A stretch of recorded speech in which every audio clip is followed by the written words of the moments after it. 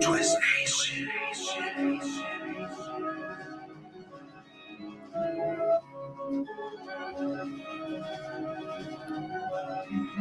Twist Nation. Talking sports with a twist, no script. Legends coming through on the guest list. TC, Minnesota, lead of the Lakes, Blue Green Bay. That's all I gotta say. Yellow Stone with the Wolves, you know we don't play. We get wild every single day. We got our flaws, but we love our Saints. Twist Nation, go and like our page. Twist Nation. Twist Nation.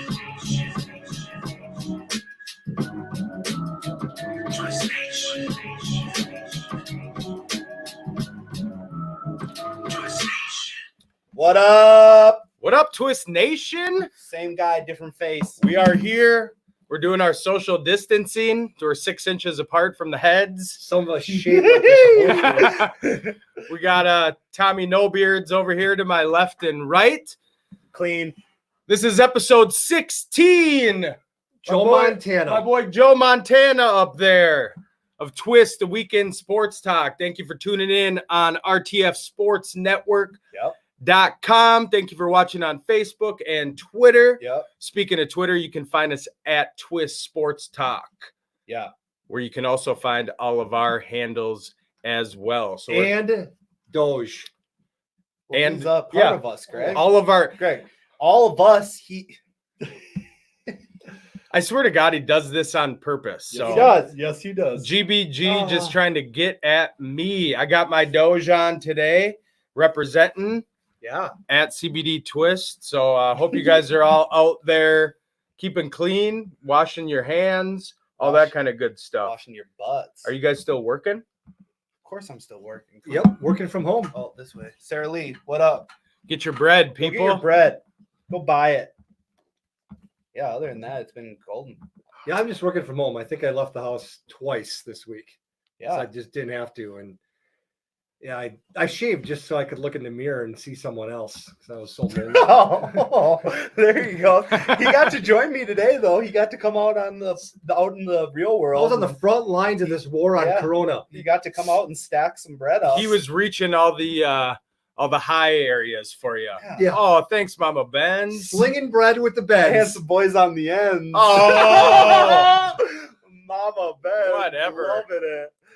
Yeah. That's What's Austin got to say? unbelievable. That's my Minnesota mom. Representing the Dodgers? Where? Who is? When? Who's representing the Dodgers? Austin. No one is. It's Minnesota. TC. He's bro. dodging the Corona, is what I think. You better be he's- dodging the Corona, Mr. May. Get your life together. Good. All right. Lord, well, we're waiting on our first interview here, so we're going to have Benz kick it off a little. Yeah. A little bit of headlines for you this week. I bet you can guess what it's going to be about. It's going to be about NFL free agency. So let's get you caught up. Starting with Amari Cooper has re-signed with the Cowboys on a 5-year, $100 million deal with $60 million guaranteed. Ryan Tannehill and the Titans have agreed on a 4-year, $118 million contract Yikes. that includes 62 fully guaranteed. And we got our guest. So let's cut we over. do. So all of our interviews are brought to you by, not by that, There. Bricks Bricks. Boatworks, your trusted local source for marine repair. Yeah. So I'm going to give a little, our first interviews with Caleb Truax. He's a professional boxer. He held the IBF Super Middleweight title from 2017 to 2018. Yeah, champ. Let's bring him in. Caleb, what's There he going is. on, bud? What's up, fellas? Not much. You know, I'm intimidated already. You should be, man. You should be. Yeah, there he is. So we got a champ on the show today. Welcome into Twist, man. We appreciate you coming in. I know Mike will start you off. He gave a little intro about, your past a little bit. So I'll let you go, Mike. Well, yeah, definitely appreciate it. So I had the pleasure to win tickets through the Common Man back in 2012, November 17th. you knocked out Michael Walker at the Crown Plaza Hotel. Oh yeah. So that was that was one of my better fights, man. I was just watching that with my manager probably a month ago, and I was feeling good that night, man. That was my first ever, and I had been a fan of boxing and of you through kind of K-Fan and stuff like that. But to bring the gal and in the element there at the Crown Plaza is really kind of a sweet, intimate, type fight. So it was cool. Yeah, for sure. It's a smaller venue. I don't know if they have fights there anymore, but I fought there twice, I believe, and kind of walked downstairs, and it's like a ballroom type atmosphere, and it's usually have pretty good crowds there. So it was a cool little spot. That's awesome. So when did you want to become a boxer? Was it like first grade when you got in a few fights and, started knocking little kids out? And it's like, I could probably be pretty good at this.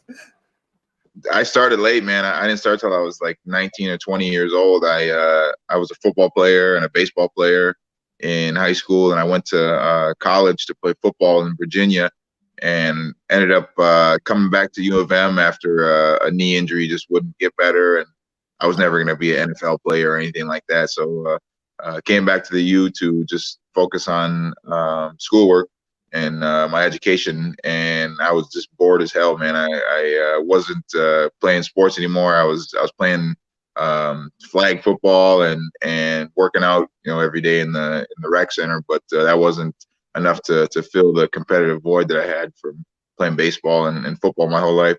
But just kind of fell into it. I found a ad in the city pages for a tough guy tournament, and my boy Rob Sutherland and I decided to join up and didn't really train at all, and we both got our asses kicked the first time. And,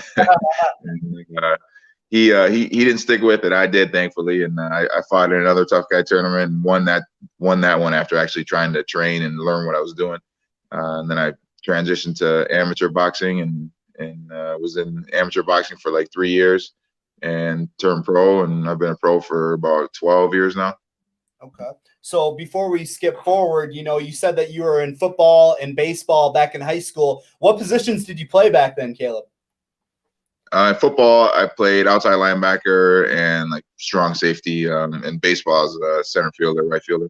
Okay, awesome. And then obviously, did you kind of follow boxing at all growing up, or did you kind of get into it right when you started at 19? Yeah, I was a fan of boxing my whole life. I watched all the old Tyson fights and Evander Holyfield. My favorite was Felix Trinidad in like the late 90s, early 2000s. And I was a fan of the sport, but I never knew it was available for a kid in Minnesota. And come to find out, I'm from Osseo, and my gym when I first went to it, it was in Anoka, so like 15 minutes down 169, and I had no idea that the Golden Gloves was a thing, or USA Boxing, or there was even boxing gyms in Minnesota. So got into it and then just dove in and haven't looked back since. Awesome. Your last fight was January 25th with a victory. How do you think it went? I know it was a little lapse for you, kind of getting some of the rust off, but you still pulled off a win. Yeah, it was. I was a little bit rusty, and I had only fought like, I think it was 5 rounds in the last like 2 years or something like that, and I had some bad luck with injuries and cuts, and just wasn't active, and I had to shake off that rust, and the main thing I got out of it was my Achilles was healthy. I had a tear in my Achilles last March, so about a year ago, and there was. Originally, I thought I was going to have surgery, and if I would have had to have surgery, I probably would have had to retire. But thankfully, I didn't have to have surgery. I just rehabbed it, and the main thing going into that last fight was I just wanted to make sure that it was healthy and didn't hamper me in any way, and it didn't. So that was my most positive take from the fight. So you just referenced, not fighting that much over a 2-year period. How much does your life change leading up to a fight, like 3 months before a fight? You go from training 3 days a week to 6, 3 hours a day to 8 hours a day. How does that change leading up to a fight? Usually in boxing, a training camp is what we call it. It's usually about 6 to 8 weeks. And there's no off season in boxing. I'm working out all the time. I'm in the gym pretty much every day, even when I don't have a fight schedule, sometimes twice a day. But training camp is usually about 8 weeks, and that's intense, like totally focused on the guy that I'm fighting. The diet has to be good, no messing around. But usually 8 weeks, and that's, strength training 2 or 3 times a week in the morning, road work 2 or 3 times a week in the morning, and boxing gym every single day except for Sunday. So 2 days every day. Wow. Awesome. That Wilder Fury fight was good for the sport. Did you think it lived up to the hype? Yeah, I mean, I thought it was a great fight. The first fight, the ending was fantastic. It was probably one of the better 12th rounds I've ever seen. The fight leading up to that was okay, but that 12th round really set up a huge hype for the second fight, and it didn't go the way I thought it was going to go. I favored Tyson Fury I favored Deontay Wilder to win it, just because I thought he was progressing better since their first fight, and Fury totally dominated him. He did what he was going to said he was going to do. He walked towards him, put the pressure on him, made him fight backing up, and showed that Wilder had a lot of holes in his game as far as technique and moving backwards and fighting going backwards. But they'll be fighting again whenever this craziness clears over, and hopefully they can make it for another exciting fight and boost the level for heavyweight boxing again. So with your management and team, what are some of the words on the street in the sport of boxing right now in regards to the coronavirus? Like, is there any movement, or is it kind of just everybody lay low and we'll figure it out when we need to figure it out, kind of relying on other sports? It's tough, man, because boxers, most of us aren't wealthy athletes with multi-million-dollar contracts. There's a very, very select few at the top of the sport that are millionaires and earn millions per fight. But for the most part, we're just working class guys. Most fighters have jobs and still are professional fighters. I had a job up until about probably the first half of my career. I had a part-time job just to supplement my income because I wasn't making enough boxing. I've been lucky enough to over the last 6-7 years, I've been lucky enough to make enough with each fight that I can do it full time. But it's going to be really tough on fighters that are kind of like undercard fighters and not making that much money, because I think we'll see a lot of guys that have to find regular jobs and probably end up quitting boxing if it's prolonged like they think it's going to be. But right now everything's canceled or postponed through about May or June. I know I was looking to fight the end of May, start of June, and against a guy from Germany, and that's not going to happen because they're on lockdown, and who knows when people will be able to re-enter the country from Europe. And even the big like Canelo versus Billy Joe Saunders was supposed to take place the first week of May. That's postponed. All the biggest fights are postponed, so there's been no word on when it's gonna catch back up, but we'll see, man. Well, that German's lucky he was going to get the golden fist. Yeah. So how much do you think you got left in the tank here? You're healthy now. The Achilles is healed up. How long can you go for? I'm 36 and I don't want to stick around forever because this is a young man sport. But at the same time, I've never, I've had 30, I think 30, how many fights? 38 fights. And I've never really been in any wars. I've never taken any damage really. So I'm a pretty fresh 36 years old for a guy that's got 38 fights. And I still feel like I'm 100% at the top of my game. I've always told my coaches and my team that if they start to see me decline at all, just let me know and I'll hang them up because, like I said, I don't want to stick around too long and end up getting hurt or end up not being able to speak clearly and coherently, and like some of the guys you see with that have had some brain problems and concussions and stuff like that. So I don't want to end up like that, but I still think I got a couple more years left, man. I want to stick around for a little bit longer and try to win another title. the fight with the German was supposed to be for the IBF mandatory shot, and then I was win that, and then I would get a shot at the IBF title again in November. So I want to definitely at least fight for the title one more time and win one more title, and then if I win it, maybe I'll sail off into the sunset and go fishing. Well, there you go. Absolutely. Any plans for life after boxing? You know, are you going to stick in the sport and help train and some of the up and comers? I wouldn't want to be a trainer as far as training professional fighters, but I'm definitely going to stick around in gyms and help kids out and amateurs and stuff like that. But my goal is to get into calling fights. I've been taking a few classes on like media training, just trying to speak more clearly and learning how to be a commentator, basically. And hopefully that works out. There's not too many job opportunities available, so you got to be good at what you do. But I think I have what it takes to break into that field after I'm done. Cool. Well, you definitely have been an excellent interview. You are a part of the Twist Nation family now, so we definitely appreciate you coming on. And obviously, closer to your fight, whenever that next fight is, we'd like to have you back on just to kind of drop some, advertising for yourself, man, because we're fans and we're followers. So we really appreciate you, man. Cool. I appreciate you having me, man. Hit me up when you see the next fights up. Cool. Sounds good, Caleb. Thank you, brother. Appreciate it. Appreciate it, man. Thanks. Awesome. Caleb Truax. Champ. 38 is here. 38 fights, 31 wins, 4 losses, 2 draws, and a no contest. Beast. So our next interview, brought to you by Bricks Boatworks, Bricks, is Joe Pisapia.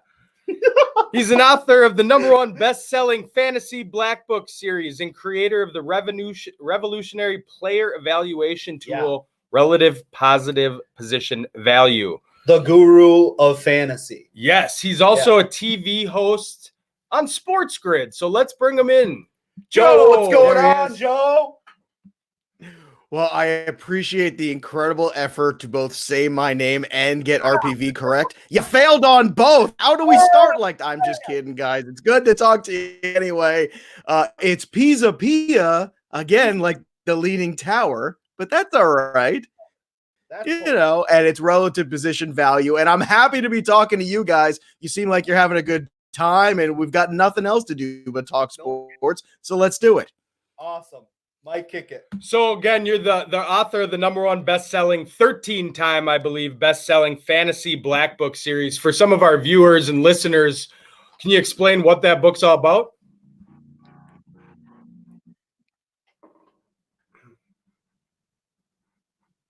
Sure. Well, look, there's a lot of stuff out there in the fantasy sports space.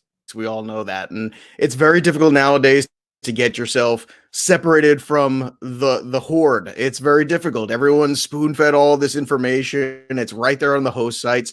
So the black book is giving you something different, which is relative position value, which is, you see everybody's got their rankings every year. And I like this guy more than that guy. And people even have tiers. But what does all that mean? That's good informed opinion most of the time, but that's not enough. And what RPV does is it shows you just how much of a drop off there is from player to player, where the fantasy league average at that position is, and how to craft a strategy to approach the draft, to approach managing your players all season through all of that. And we've got some of the best minds in fantasy who write for the book. And really what that does is it shows you not just like where opinion is, but actually factually based in reality, how much better a player is than another one at that position and in that specific format. It's very league specific format, whether it be for the baseball book, the football book. We've got NBA book coming out this year, hopefully. And we've got hockey in year 2 also. So really RPV has been a huge game changer for a lot of people. And again, people seem to like it, keep coming back. So we must be doing something right. Yeah, no doubt, man. When Mike told me that you were going to be on the show, I was pumped. And they're all like, how do you know who this dude is? And I'm like, he's the guru of fantasy sports, man. So I'm going to dive right into some fantasy football questions for this upcoming year. He needs your help. I know. As do I. Mike here has, rigged the competition. He's got 2 rings. It's no big deal.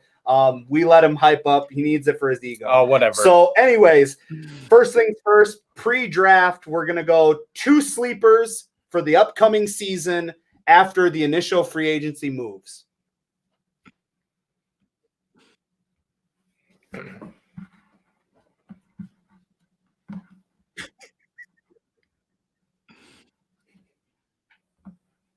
little bit of leg, but we'll get there.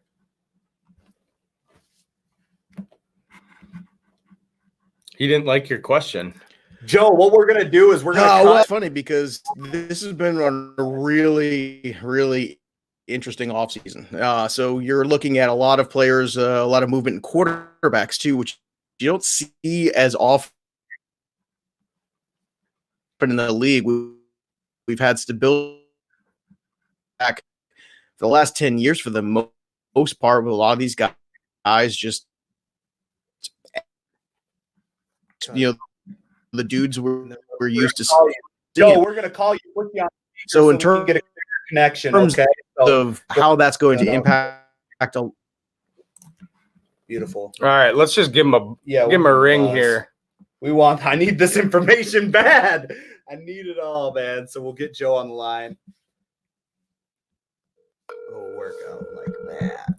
Improvise. Improvise is right.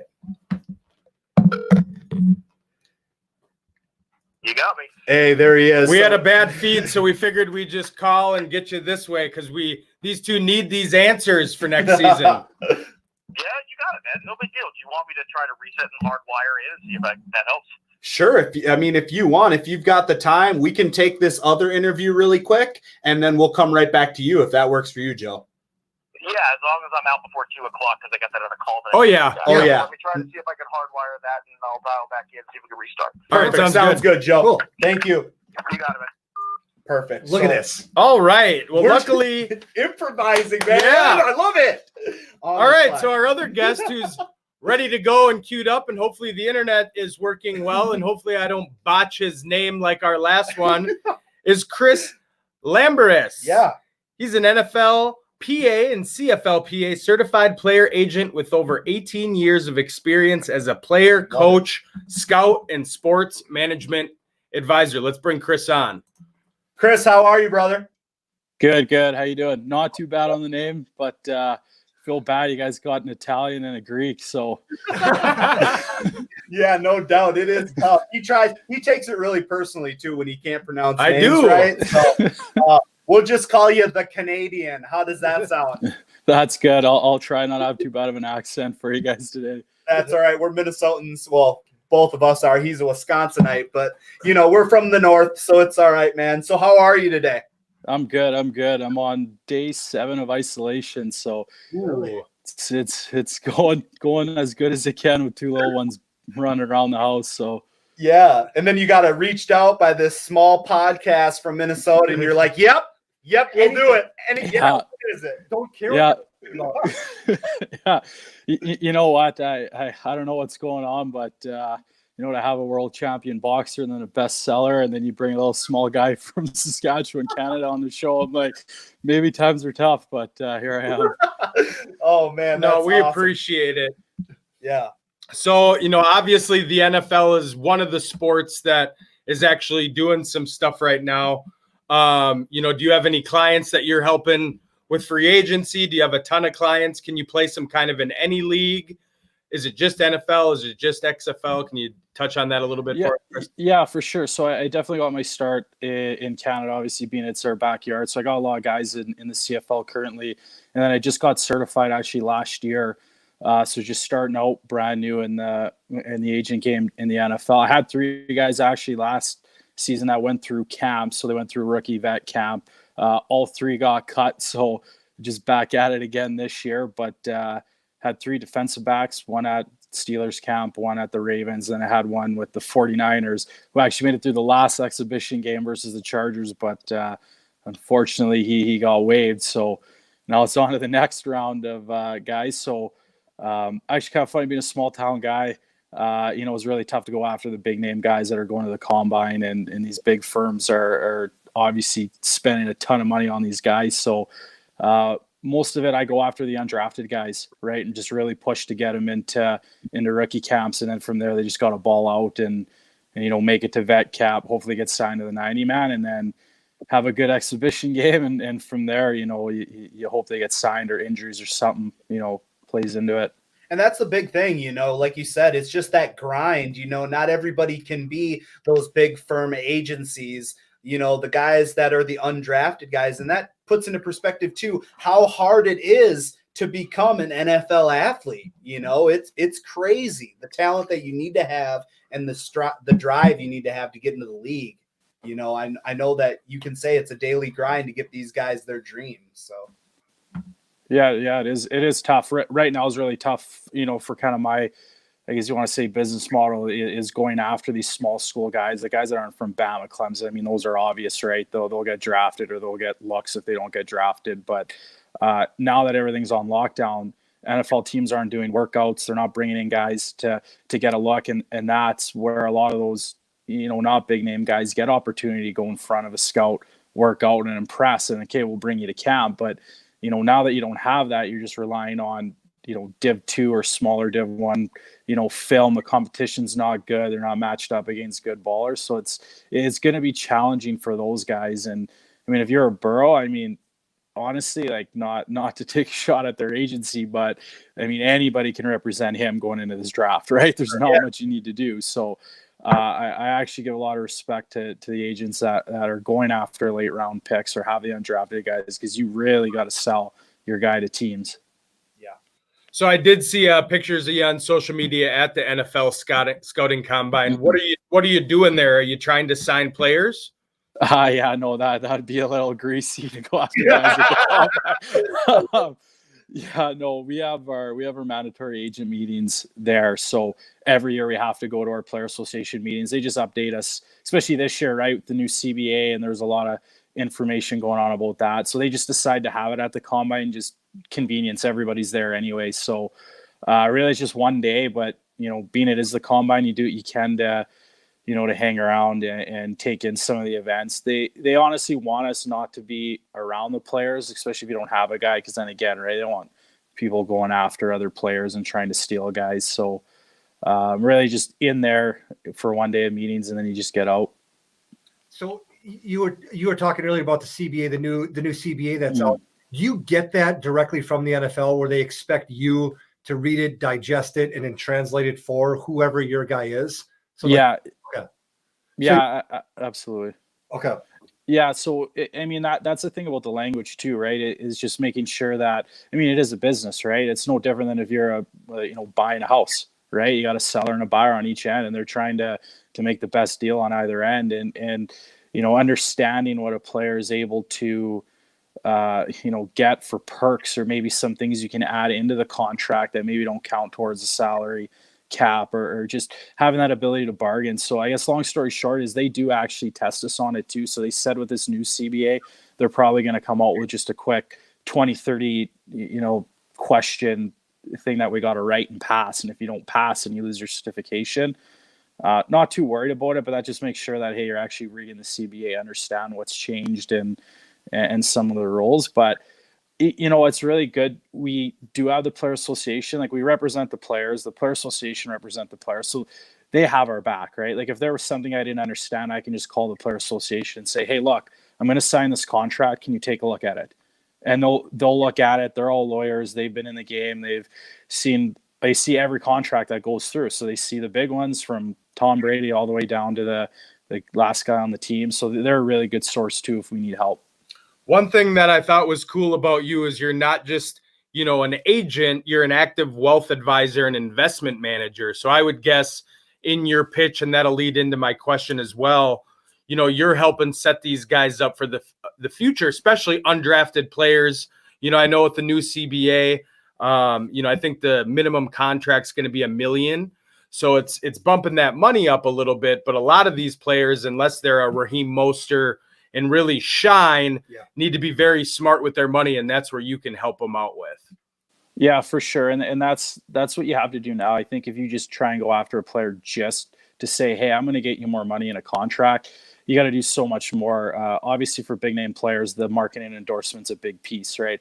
Can you find other income streams for these guys and leverage their name? Obviously, Mahomes, right, is getting a lot of those deals. You think of like the Pert Plus, always laugh with the shampoo commercial. You see the guys on. So anything an agent can get a player extra dollars is good. But, you know, for those guys that are maybe just come in the league and play 5 games and then get cut, right? It's important that you provide that financial advice to set them up for the future.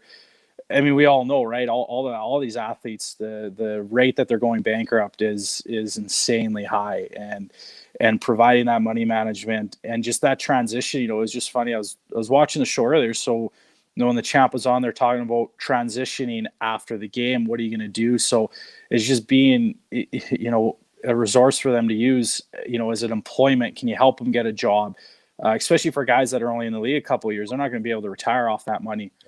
So it's providing career counseling, it's providing financial advice, and just you don't want to say being a counselor, but in a sense, it's just that go-to person you can be for them if they have any questions about anything. But the money thing is a big selling point for me. That's where I actually got the start before I went into the agency world. Where we're from, right? We got a ton of great hockey players, so I had the opportunity to grow a clientele base managing hockey players' money, and from there kind of led into another thing. But yeah, players are down with their money. I can tell you a lot of bad stories. Won't name drop, but I've had a past client call me from an airport and ask me to pay for his luggage fees. Yeah. And it's like, what? Right? It's like, how do you not even have $40 to pay? Yeah. So it's amazing how these guys will burn through their checks. One thing that the league is doing, so to give, I guess, for example, is they're going to look at going to bi-weekly or weekly payments. So instead of doing just the game check cut up over 1/17th, they're looking at saying, do we go to 30 plus weeks or we just go to weekly? So at least if they're bad with their money and blow all their game checks during the season, they still get cash flow coming in. Sure. That makes complete sense. Yeah, I agree with that. I would need that for sure. No matter what it is. I'm horrible with it. So I'm a high profile player. I'm the top rated quarterback in the nation. Why do I sign with you and not Drew Rosenhaus? Yeah, you know, that's a great question. The biggest thing is I take on a limited amount of players. So just giving that personal attention. You know, one thing that I try and do when I tack players at big firms, it's like, especially during free agency, if the big top guy is 10 guys during free agency, whose phone call is he picking up first? Right? So if you got 3 top guys that are all hounding you, okay, what's going on? What teams did you talk to? Well, who gets priority? Yep. So that's a big thing. You know, I'm not going to lie. Like, obviously he's awesome. He's a great agent. You can't say anything bad about him. So maybe that's a bad example. Maybe if you were, you know, a middle-class player, you know, why are you going to go with a big agent? Because obviously they're going to go after and take care of their top guys first. And then you might be the plan B or the plan C client. So you're not going to get that love and attention. And just that personal relationship. Again, I really try and give a lot of help, and just my phone's on my nightstand. It's on 24/7, right? I'm there for the good times, but a big pitches, I'm there for the bad times too. If you get injured, you get cut, or you don't perform any good, and your next contract's not worth a lot of money, it's amazing how these big agents, it's dollars and cents. Yep. They love you when you're worth a lot of money, but if you don't perform well and you don't get a big contract, it's amazing how much they disservice the players after that. And I get a lot of players that hit me up saying, you know, they were with big agents, didn't get drafted as high as around, and then obviously that dollar and cents to the firm is not there. They got to go after the next big draft guy. So it's really just making sure that I'm there for the bad times too. So, Awesome. So pretty much. So in case our listeners don't understand, we are literally talking to the real life Jerry Maguire. I was going to say, are you the Canadian Jerry Maguire? Yeah, there he is. No. The money. It's so funny how many of my friends tell me that. They'll like call and they'll answer the phone. We show me the money, and it's like, okay, yeah, no, definitely not. Maybe in 5 years, you guys can bring me back on the show if I got the number 1 draft pick coming right now. But I think it's going to be a slow, progressive improvement every year if I can just get, you know, one guy on the roster, and then, you know, referrals is really big in the industry. So you get one guy in the locker room who talks to another buddy, and you just slowly kind of go from there. But like you said, thankfully for me, it's just a passion of mine. I really am genuinely after to help the players in their best interest. So I have a really good wealth practice. I don't have to worry about, if a guy doesn't make it, I don't have that pressure for guys to make it, and then I don't get, a good paycheck from it. So, but hopefully that's the plan, right? So give me a couple of years. Yeah, that's for sure. You mentioned dealing with hockey. Is that just on the investment side for the other sports? Are you only certified NFLPA and CFLPA, or are you an agent for other sports as well? Yeah, our firm is primarily hockey. So they're based out of Calgary, Alberta. We have a lot of junior guys. So our firm has been around for a while, but still, compared to other firms, is still in its infancy stage. So we have a lot of junior hockey guys that'll be coming through the drafts in the next, so many years now. So we do both. I'm not NHL certified. I've thought about it, but I just want to make sure that I get a foundation built on the football side before I venture and take on another one. But I do have some junior hockey guys that I represent. So obviously if they get into the draft, then I would go and probably get certified. But for now, just football and go from there. Awesome, man. Well, that's great. That's all I got for you. That's all we got. I wish man. we could talk for like 3 hours. That way you could get on a spot that you're hidden in and not have to deal with those crazy kids. All I know is if I ever have financial questions, I'm calling you up, man. No kidding. Yeah, hit me up. Hit me up. No doubt. But I mean, you're very personal, dude. And I can see why guys in the future are going to gravitate towards you because of how personable you are and how much you can create that quick friendship with somebody, and you just come off trustworthy. So you're a part of Twist Nation now. So if we ever have, if you ever have some things going on in your life, some big things, hit us up, man. Get on the show. But also if we have questions for you, we'll reach out as well, man. We'd love to have you back on. For sure. Appreciate it. All right. Thanks a lot. Thanks, Take bud. care. Have a good day. All right, you too. Thanks. Beautiful. All Awesome. right. 2.5 down. Jerry Well, we Give got, me Joe. I see Joe down there. Where's Let's Joe? bring him in and hope it works. Joe, you're Are we here. better now? A lot better. So far, so good, man. I mean, Excellent. there's a little bit of a lag there. So if there is a little bit of silence between questions, that's okay, man. You're still Joe, so it's all good. So my question, Still Joe, forever Joe. exactly. So 2 sleepers. Let's go back to that question. Give me some advice here.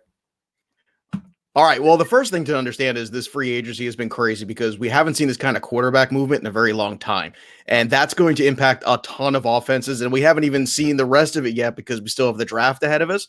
So it's a really difficult question at this time because we're still kind of figuring out how rosters are going to be structured and how guys are going to adjust to those new systems with the quarterbacks. But I think in the early going, I'm going to stick with a guy that I think is still being undervalued, believe it or not, despite his good run in the playoffs. It was a player on my podcast that I talked about a ton last year, and he got hurt, and then people kind of forgot about him or dropped him. It's Deebo Samuel. That's the first one because Samuel really fits what they want to do. I understand that Emmanuel Sanders is gone now from that offense, but at the same time, Emmanuel Sanders really didn't do much. He came to the team. He was good for 2 games. He got hurt, and then he really kind of wasn't the same player the rest of the season. So I think Deebo is going to really have a spectacular full season as long as he's healthy with that team. I think he could certainly be a wide receiver 2, but I think he's going to be drafted continuously as a 3 or maybe even a 4 in really shallow leagues, which I think is crazy. And the other guy is Miles Sanders, who, for all the frustration that Doug Peterson gives us, and believe me, he gives us a ton of frustration.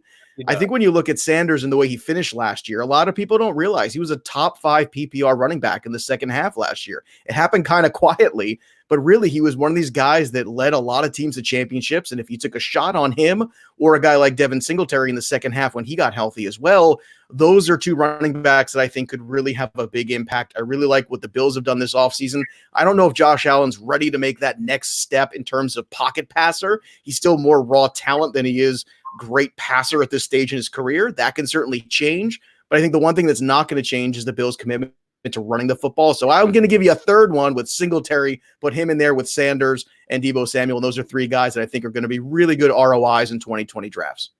All right. My next question is I saw your post on Twitter about Stidham and how you talked about, how you feel the Pats may move forward with just him, And can you elaborate a little bit on that? I know you talked about cap and things like that. So, well, look, the Patriots aren't nearly as cap friendly as a lot of other teams out there in the NFL. So they really don't have a whole lot there to work with at this time. Now, with Brady going, that certainly changes things considerably. But at the same time, It would not shock me. You see, what's going on here is there's basically more guys than there are spots.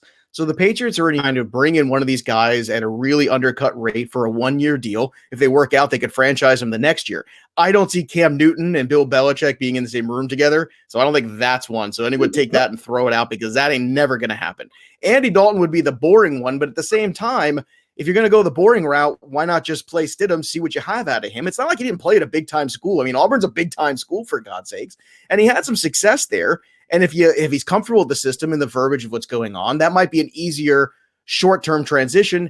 I think the one guy, if you are going to take a chance on because of his age, because of the arm, because of the upside, is Jameis Winston. And a lot of people like myself, who I love Bruce Arians, my favorite coach in the NFL besides Belichick, obviously.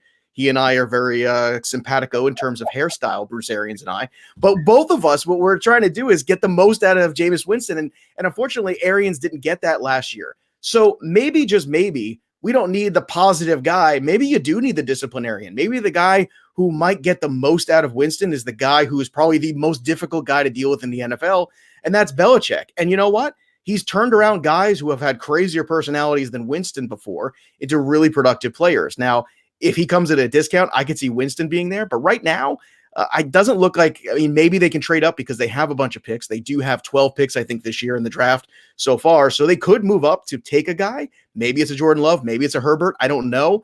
But at the same time, it wouldn't shock me for them to just say, let's go with Stidham for this year, come back next year with even more draft picks, or maybe sell things off and maybe go all the way up. And I know people are going to hate this, but if they have enough draft picks and can move up next year to take Lawrence, wouldn't that just be the worst thing for every other team in the NFL? God, I just puked a little. I know. I understand, but it's a reality we have to sort of come around with, because nobody understands the structure of this league better than Belichick and that staff specifically. Would the Pats fans be able to deal with the crappy season?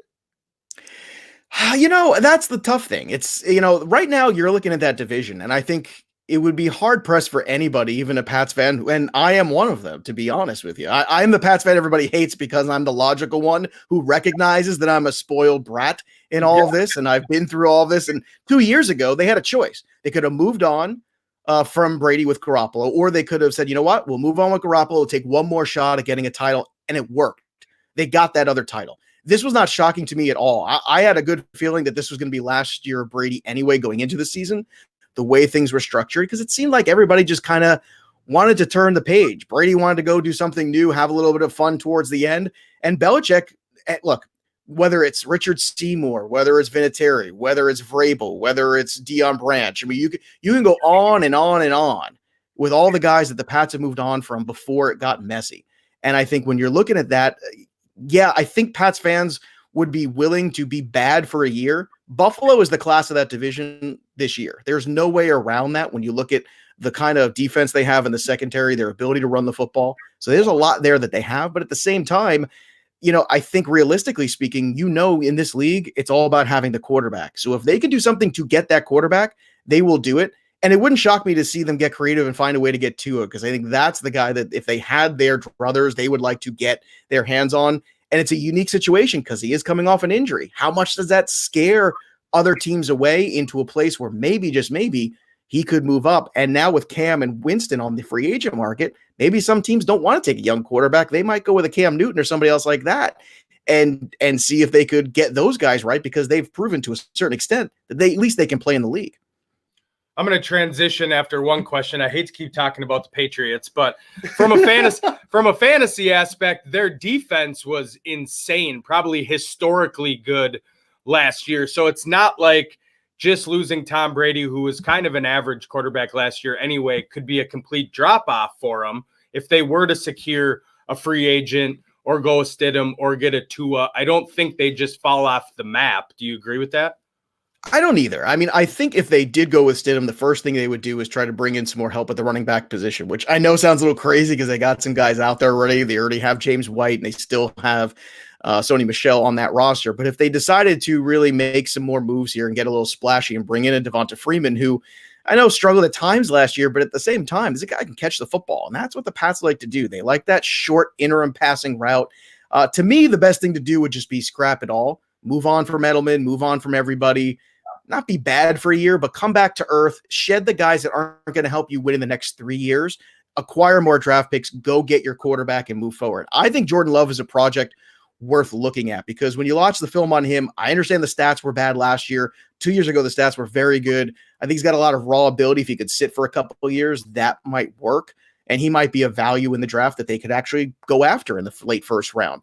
But in terms of the rest of the league right now, I think the NFC is really wide open because now that Brady's over there with Tampa, you know that team's going to score and more importantly be more efficient with the football. When you throw 30 picks, I don't care how good your run defense is or anything else, you're going to be working at a deficit. And Winston is a guy, when you throw 30 picks, is going to put everything backwards for that team. So now Tampa's in that wild card mix. You see the New Orleans Saints add a guy like Emmanuel Sanders. They're going to be in there. We already know the 49ers are going to be good. Seattle's going to be good.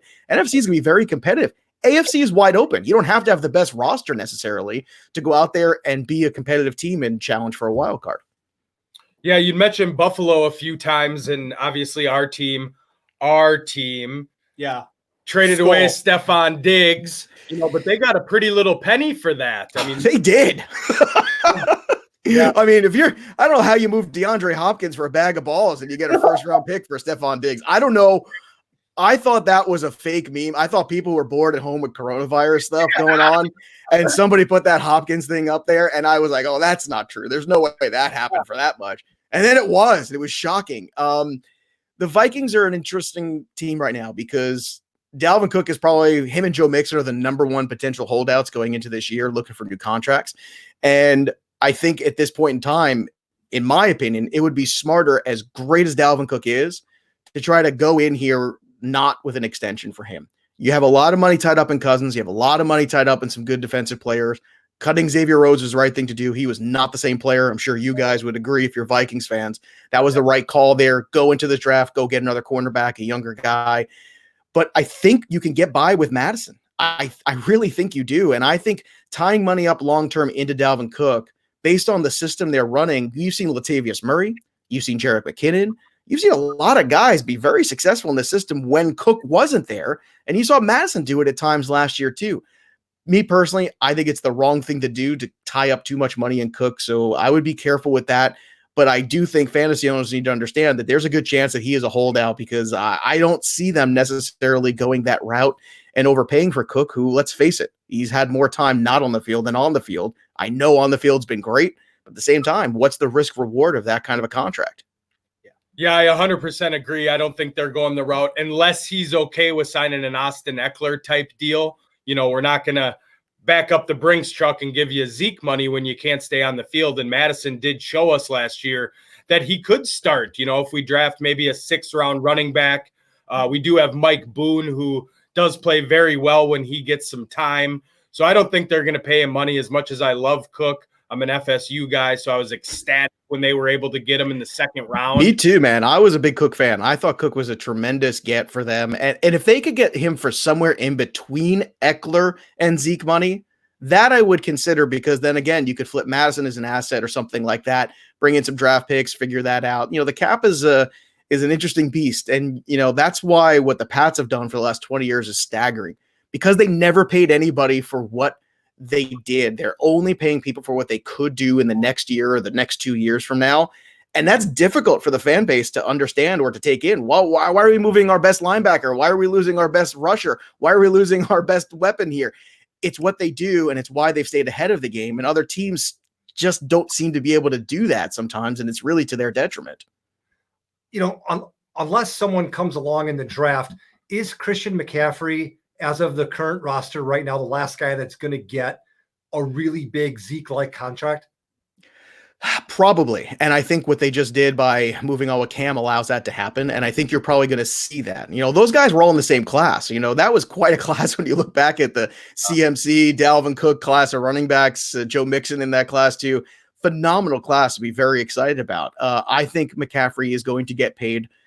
He is that offense right now. I really like the Teddy Bridgewater signing for that team. I think Bridgewater showed you he can be a competitive quarterback in the NFL. You might not win a whole lot of games from Teddy Bridgewater, but I don't think he's going to cost you a lot of games. And I think that is equally important. Their biggest problem right now in Carolina is filling that void of Luke Kuechly being gone, not just from a leadership standpoint, but I think also from a defensive standpoint, and I think you'll see them in the first round go out there and take whoever the best linebacker is on the board and fill that void, because that is a huge loss for them. I know he's missed a lot of time recent years too, but at the same time, that's a presence you have to take care of. But I think moving on from Cam is good. New head coach is good. I think they're doing some good things in there. And DJ Moore, one of my favorite guys last year in the Fantasy Black Book 2019, and he had himself a hell of a season with Kyle Allen. If he can have that season with Kyle Allen, my God, imagine some sort of competent quarterback like a Teddy Bridgewater in there. I think it'll be a good year for him as well. Who will be the Dolphins of this season? Oh, you mean the team that's really bad and all of a sudden gets competitive and costs people a lot of money? You mean that? Stay away from them in fantasy. Right now, that's a good question. As crazy as it seems, the Dolphins at least gave us Devontae Parker. Thank you. Yeah. One year thing. Yeah, absolutely, man. Hey, I think that it could be the Dolphins again, though, because Jordan Howard's not an asset I'm super excited about. He's not exactly a guy that I look at and I get, oh, yay, hooray. But I think the Redskins right now, you look at them, it's hard to find a fantasy asset. I know Terry McLaurin has some talent. He showed you the goods last year a little bit. I don't know which way they want to go with quarterback. Now, there's some people that have tied Cam Newton there with Ron Rivera. I don't know if Ron Rivera wants to do that again. It's a lot of headaches. I know there's upside. I don't think they like Haskins, or at least Rivera's crew doesn't seem to like Haskins as much. But I think the Redskins are a team you look at. You just can't make a fantasy investment in the backfield. Geis has burned you too much, and Peterson's too old. So really, they are a team right now that's kind of bereft of fantasy assets right now. Yep. Very true. So the Vikes did acquire another first-round pick. So right now we're sitting at 22 and 25. We obviously have a ton of needs. Do you think they hold pat and, get a Trayvon Diggs at 22 or 25 and maybe an offensive lineman, or do they try to bundle that up and move forward? I think they're a team that will actually move backward. I think when the quarterback class, depending on how things shake out in the first 10, 12 picks or so, which I think we kind of have an idea, but you never know. We're still a couple weeks away from some of that movement that happens. I think the best thing for them to do might be to move back out and then take a corner. I think corner is one spot where if you're the Vikings, you got to solidify that, because you saw them, have really strong games and then they would get burned on that one play by Rhodes. And that's something you can't have happen. So I think if you look at the depth this year's draft, I think the corner, wide receiver is terrific. Running back's very good. I think the cornerback class is pretty good as well. If they can get somebody they like there, they'll take him. If not, I think they move one of those picks and move back a little bit and acquire some more, get some more depth. Because I think when you're the Vikings too, you look at it, you've got some age on other spots of that defense too. You want to solidify the depth, because now that you're going eventually to that 17-game season too, the teams that have depth are going to be teams that are very dangerous. And, it's only one more game. It sounds easy in theory, but it's not. It's a whole other game. And then you're talking about a whole other round of potential playoffs in there as well. So I think the Vikings are a team that, when you think about it and realize Kirk Cousins is the highest paid player in the NFL over the last 5 years, and you sit back and realize that, it's pretty stunning. I think we should all have Kirk Cousins' agent when all said and done. Don't you think? Yeah. So as a Packer fan, my biggest need is – This is amazing. You guys get together in the same room and do a show? This is great. It's fun. Keep your distance. Go ahead, Greg. My biggest need is tight end. Where do we get? Yeah. Do we get up there first round, or do we wait for Moss? Don't you say it. If you take Moss, I'm mooning you. Well, look, that's the one guy. Outside of that, it's not a great tight end class. And it's funny because you looked at it, Hunter Henry got franchised right away. And then Hooper went to the Browns, which I thought was a little wacky. If Njoku's flying around, I think that's a player that I would want to try to get my hands on. Because I think now that Hooper is there in Cleveland, I think Njoku's kind of an odd man out. I would rather go out and get a guy like that. I think he is a very smart player. The Packer offense historically has not really made the most of the tight end, but it's very difficult because every wide receiver they seem to have taken in the draft just has not worked out for them. And that's been very frustrating because we're used to having those guys where you had Adams and you had Jordy Nelson. You had more than one viable option on that team. They've changed their identity. They run the football a lot more, which I think is the way to win at this stage of Aaron Rodgers' career.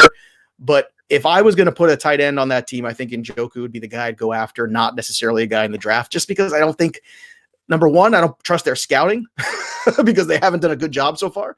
And number two, I just think you'd rather get a guy like that who has a ton of ability, has a ton of upside, smart guy, smart player, just doesn't really fit in what Cleveland was trying to do for whatever reason. God knows what that is. But at the same time, I think Njoku would be the guy I'd go after if I was them. Cool. So I know you got a conference call coming up, and I appreciate you reconnecting. And this has been great. Awesome. You know, if and when NFL comes back on, we'd love to have you once we gear up for fantasy. I know these two chumps would. Need it. Trying to get Yeah, anytime, boys. I am here for all things fantasy, and I appreciate you guys having me on for the first time here. Now we're all friends, and anytime that you get, two Vikings fans and a Packers fan and a Patriots fan all together in one spot, it's a beautiful thing. So, anytime you want to talk football or baseball or anything, I'll be around, and I appreciate the time, fellas. Yeah, thanks, Joe. Take care. Thanks, Joe. Thanks a lot. Cheers. What a plug. Oh. Dude, we've got the plug now. I need his number, though. Yeah, I know. That's something I will want need. him to No, be. You should not have the number. Can't do it Why? That's cheating. because I Anyways, scheduled them. I want all him right. on the phone with me when we're drafting. I'll tweet at him. I'll Yeah. get at you, Joe. Yeah. Just respond. I don't want him to tweet. I want him to. We'll get him in. Oh, yeah, we'll figure it. You don't need him, Greg. Well, that was great. So let's get back to the headlines. Woo! Man. All right. Let's get going. So we got Byron Jones and the Dolphins agree to a 5-year, $82 million contract that includes $54.5 million guaranteed. Tom Brady. You heard the news, right? Tom Brady signed Where? with the Bucks. Wow. Tampa Bay. Get the buck out. TB to TB. Holy cow. A deal that will pay the quarterback roughly $30 million per year. Yikes. That's a 2-year deal. Jack Conklin and the Browns have agreed to a 3-year, $42 million contract that includes $30 million guaranteed. Let's stick with the Browns, and they got Hooper. Yeah, Greg, that's unfortunate. I wanted him in Green Bay. 4-year, $42 million contract, $23 million fully guaranteed. Then you also have some Viking news. So let's go. Let's get Dan it. Bailey agreed on terms to the new deal with the team. CJ Ham re-signed with the Vikings, 4-year, $12.25 million contract. Anthony Harris, we tagged him, popped a tag on him. Michael Pierce, defensive tackle, agreed to terms with the Huge Vikings signing. on a 3-year deal with the max value of $28 million. Younger Linval for less money. We appreciate you. And he's better, supposedly. And then, of course, the free agent signing of the year. Greg, congratulations. Let's give Greg and the Green Bay Packers a round of applause. They got the tight end they wanted. Mercedes Lewis, ladies and gentlemen. Wow. Congrats, Greg. He was just asking about tight ends. You got one. Yeah, phenomenal. $2.25 million they're giving their Mercedes. So you got your own Benz there, buddy. Yep. Congrats. We got our Benz now. Yeah. You got yours. Wow. Yeah, congrats. Why do you think I asked for a tight end? Last season, he tallied 15 receptions with 156 yards and 1 tutty. Wow. So you got yourselves a juice man. Yeah, That's no big deal, Greg. We appreciate your commentary. And we will go on. That is your headlines for the week. Wow. Big signing. Big sign.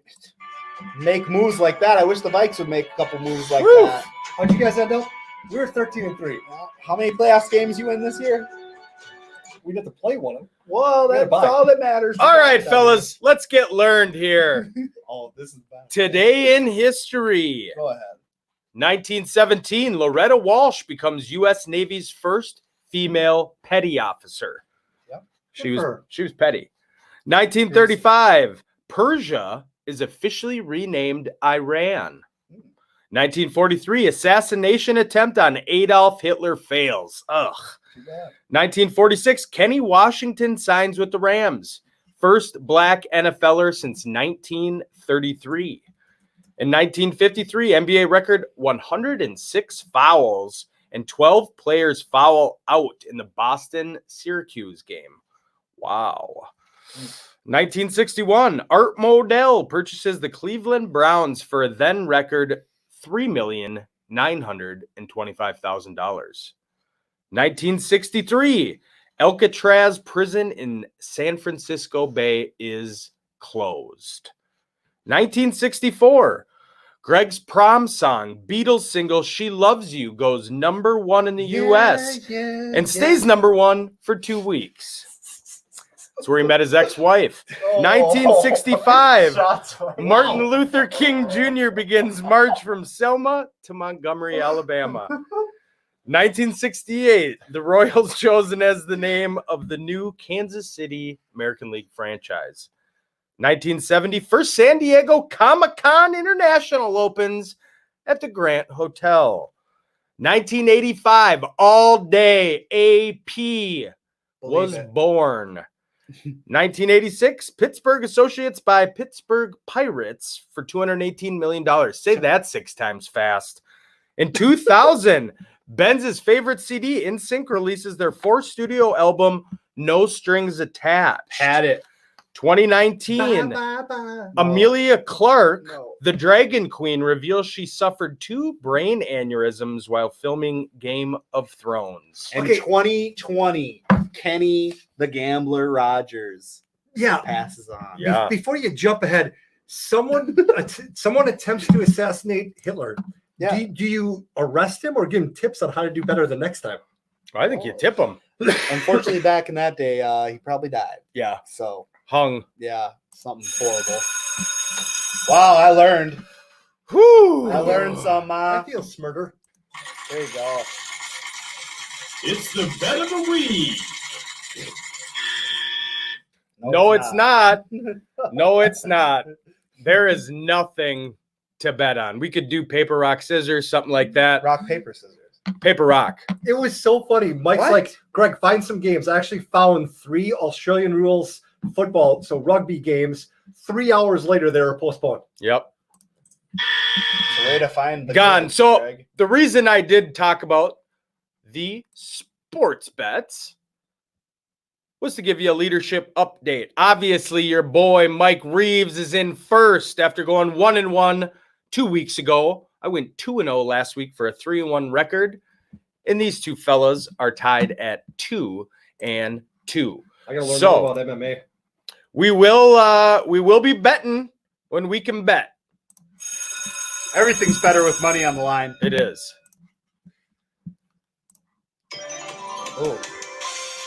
Oh.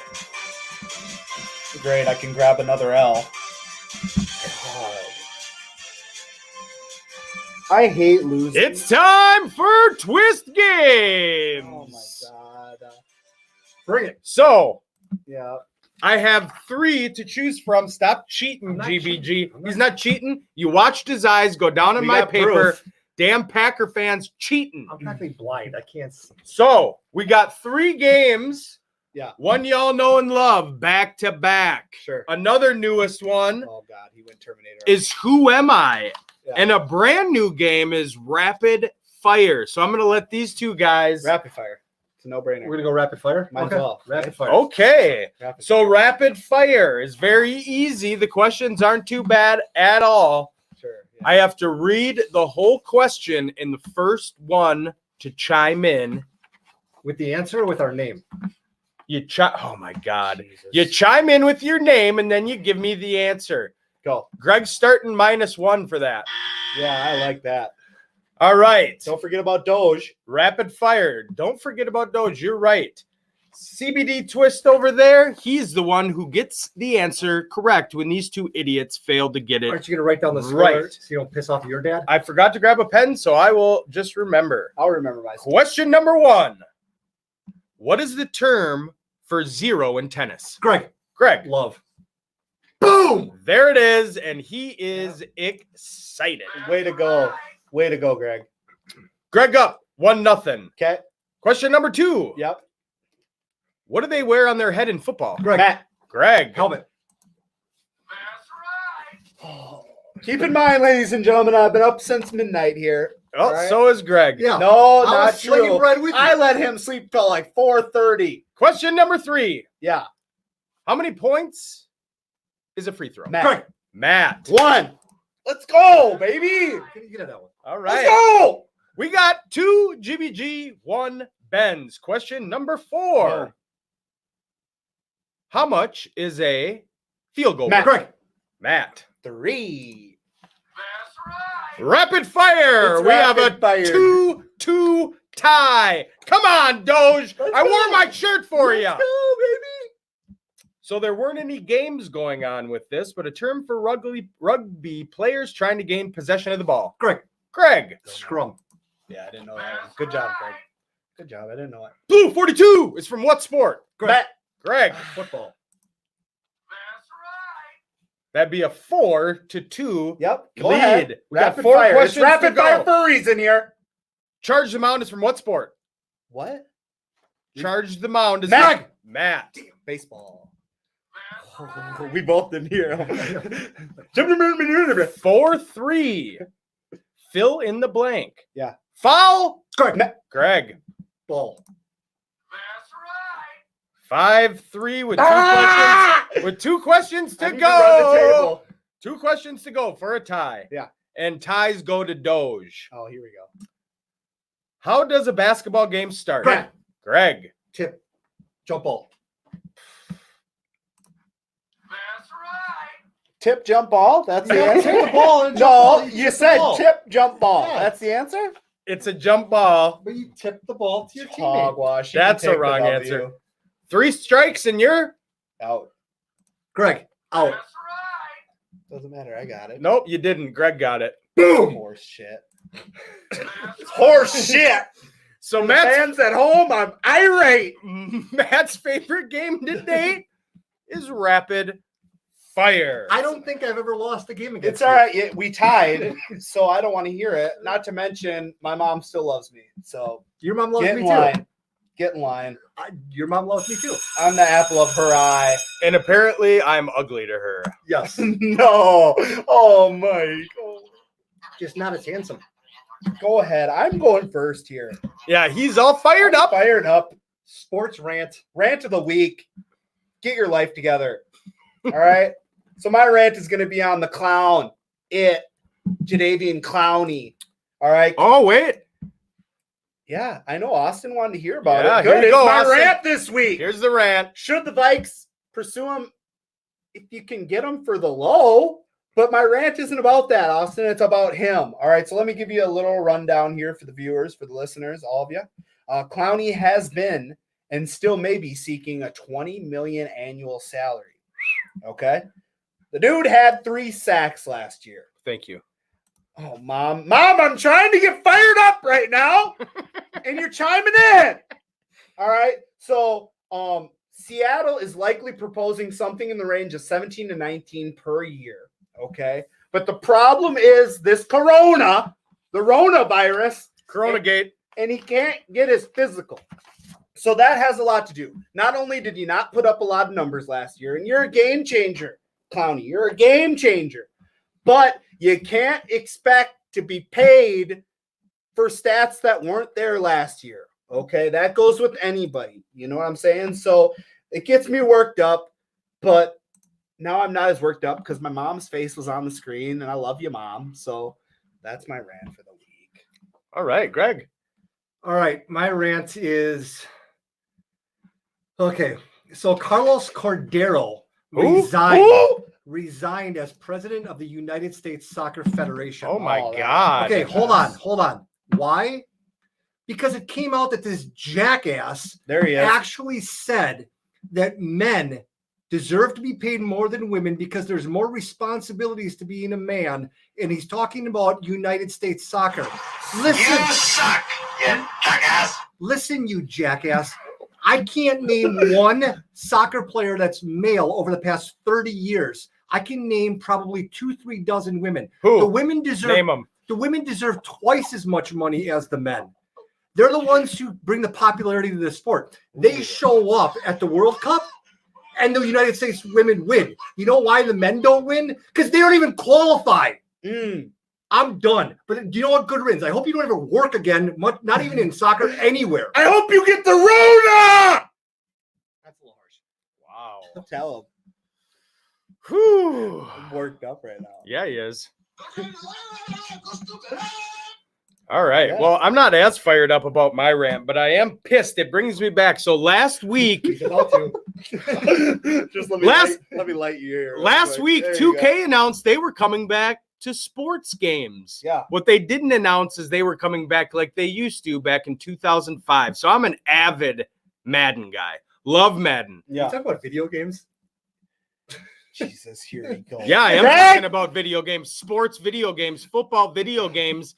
So I grew up Madden, and then 2K came out. 2K was fantastic. Beautiful. They had Chris Berman. Yeah. They had their own crib. Dun-dun-dun. The gameplay was just outstanding. Yeah. And Madden came out and monopolized the video game world and stole it from Yeah. 2K. So now, current day, today, Yeah. last week actually, 2K announced that they're going to be coming back, but it's more going to be NFL Blitz and some of that kind of Sure. shit. NFL or NHL hits. What they need to do is they need to get back on the video game simulation market and take Madden by storm. Yeah.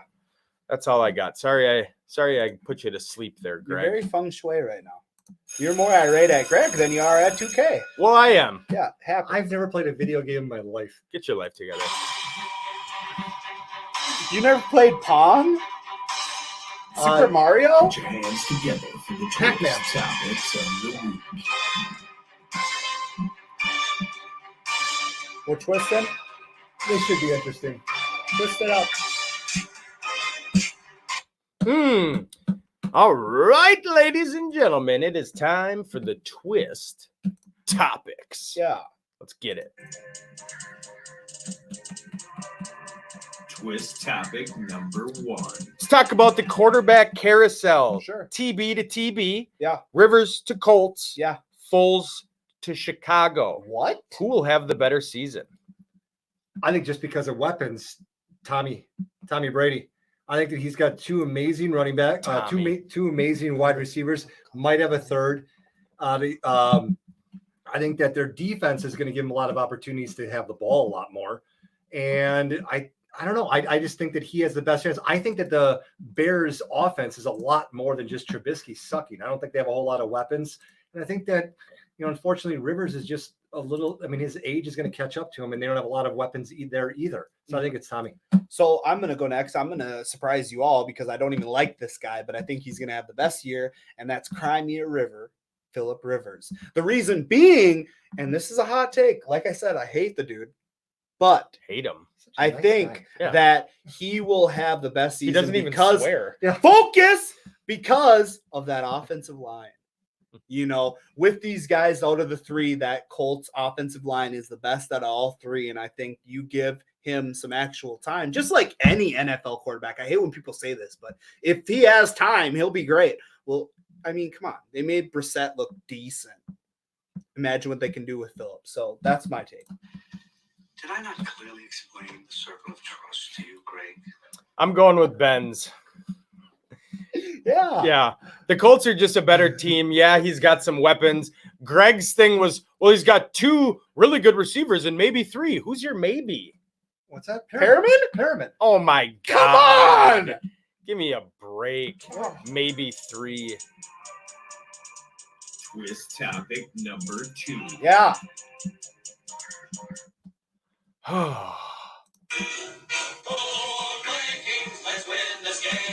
Kirk Cousins was signed to a 2-year extension. Was this the right move? Yes, if you're a Packer fan.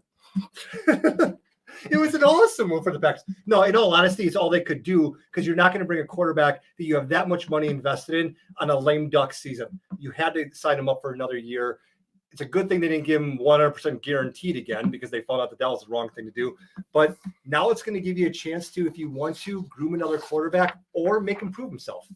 But as a Packer fan, great move. Since it's unlikely that the team would cut Cousins after one season and still owe him $61 million, the deal is effectively fully guaranteed. Dumbass. Effectively. Go ahead. Effectively is. So anyways. Right. So it is fully guaranteed. All right, guys. Skull Bikes is right. So I like the move because I'm a Kirk guy. Kirk earned my trust. I agree with it. I've been talking about that since then. Greg, if you think it's great for the Pack, that's awesome. Wait until you don't have a Hall of Fame quarterback. Deal with it. I was also- like 13 the last time that happened. Yes, exactly. So 30 you're years spoiled. So for your input on this is hogwash. So then let's bring into effect Ryan Tannehill just got $118 million. He deserved it. How? Took his team What to the- did he do? Took his team to the NFC Championship. Give that money. He didn't do anything. He handed the ball out He 40 threw the times a ball. game. He Did threw the very ball. well. I'm spitting. He threw the ball 10 times a game, Greg. That was Garoppolo. No. Oh my God. Oh my God. Anyways, he got 118 million, and the running back that got them there didn't even get paid. He got tagged. So I don't want to hear it that Kirk doesn't deserve what he got. He deserves it because who else is there? We can't just draft. It's not going to happen. Get Cam. Oh my God. Now you want to, at least Kirk's durable. Boom. Mic drop. Well, he deserves it because he got it, but that wasn't Right. the question. The Right. question was it the right move? And it was absolutely not the right move. Boom. He was guaranteed his money this year. We did not have to sign him to an extension. Right. We've made other moves to free up money Right. to make moves. Yes. You ride it out this year and then in the offseason, if you want to keep him, if the GM and the coach are still in those seats, then you talk. Because like I said before, he's not going to sign anything but a fully guaranteed contract. And that's what he did again. So no, it was not the right move. Now you have to wait at least 3 years to get the guy you want. Is he a good quarterback? Absolutely. Yep. But like Joe said, over the last 5 years, he's the highest paid quarterback in the NFL. And no, he doesn't deserve that. God. But he got it. But he got it. Yeah. Twist topic number 3. I love it. Diggs, Stefan, was traded to the Buffalo Bills. Good luck. Bring your parka, bud. Bye, Felicia. Was this the right move?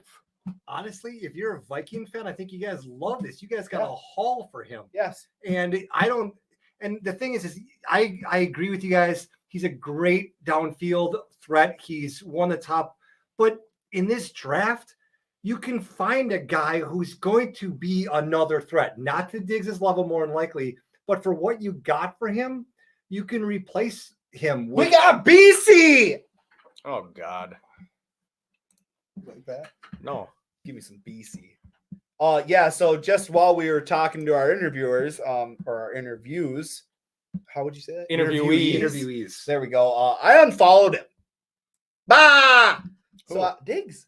Diggs. Wow. Unfollowed him. Why do I want to see you asking people on Twitter today? You need some Hulu and Netflix suggestions. Get bent. Get bent, bro. You were nothing but a diva.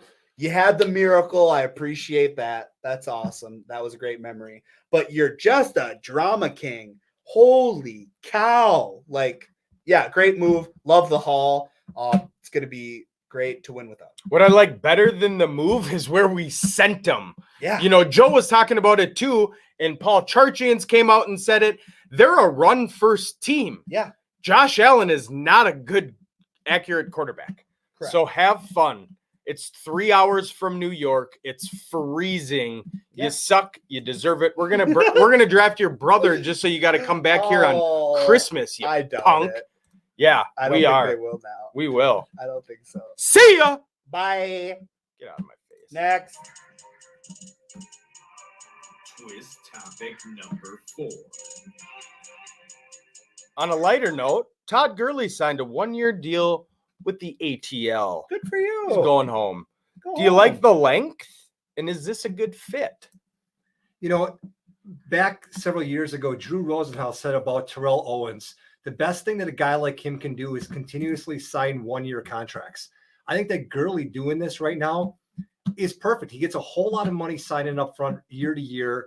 And if he's going to continue, if he's going to stay healthy, he's going to actually make more money probably in the long run by signing these 1-year contracts. I think for the Atlanta, good move. You got rid of Freeman. You needed someone to fill that spot. And he's going to get some money. It's going to be over a longer period of time, but if he stays healthy, he'll get it paid back. He'll get it back. That's the problem, though. Nobody cares. Right. And on that point, he won't stay healthy. You know, that's the problem with Gurley, and that's why he, changed the game for running backs. Is Unfortunately, most of them won't stay healthy. Dude's got arthritis in his knee already. Bone to bone. Bone to bone. Bro's riding on rims, man.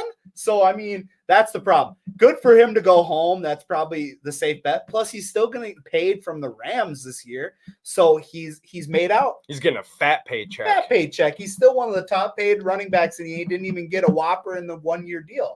So, I mean, yeah, good for him. Smart move on his part. Atlanta should use him.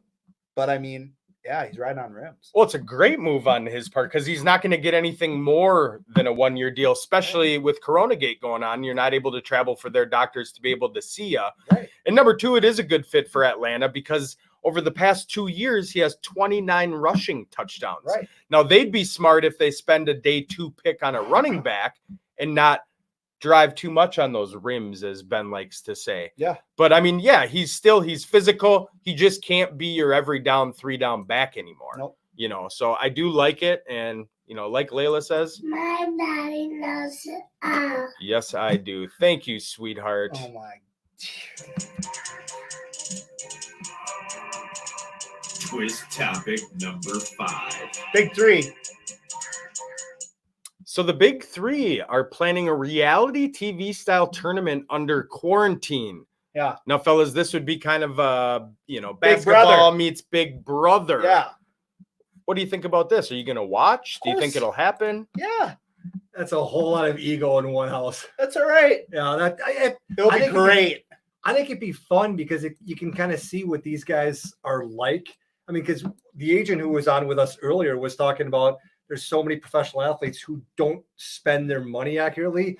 Well, that intelligence level, with some cases, doesn't just extend just to finances. Yeah. Some of these guys are intellectually a little bit, They're dumb. They're thugs. They're Yeah. stupid. Jeez, So, yes, that's I wanna- not true. I want to see it. Oh my God, you can't I'm in. say Sign stuff me up. like that. I did. Sign me up. Prove Mike wrong. Prove me wrong. Yeah, they haven't had to focus on other things like learning. I absolutely want it. They're going to be in they Be won't, great. but they're going to be in like a bomb shelter. What they should do is make them eat like dog food. Oh, I don't Like know Survivor about that. style? Yeah. But it's, the fear Survivor meets Big Brother meets Big 3. Holy cow! Just give us something to watch on television. Oh, good Jeez. Lord. We will take sports, any type of sports, Yeah, something we can bet on. yeah. Please help. Oh, what a great episode. I love it. Episode 16 is in the books. Yeah. Hopefully, Corona won't keep us back from seeing y'all next week. We'll see you. Thanks for tuning in. Thank you to all 3 of our guest interviews. Yeah. The Weekend Sports Talk, Smash the share. RTF Sports Smash Network. it. Share it. Share it. Let's Share it. go. TwistSportsTalk.com.